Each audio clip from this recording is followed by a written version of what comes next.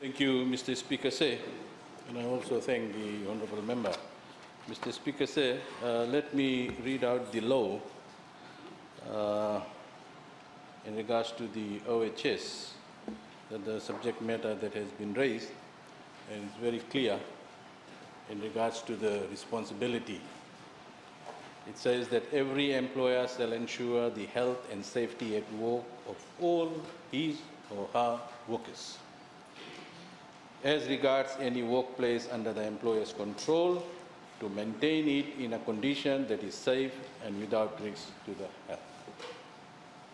Mr. Speaker Say,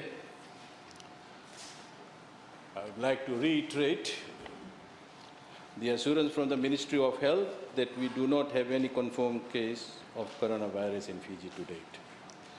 And that as the relevant Ministry on OHS, the measures along with that of Coronavirus Steering Committee ensures that our workers at these ports of entry and their health and safety are always protected.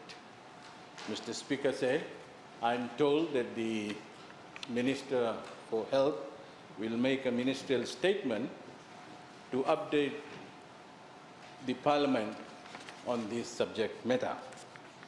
Mr. Speaker said, at this juncture, I would also like to commend the proactive work undertaken by the Steering Committee, chaired by the Ministry of Health's Permanent Secretary.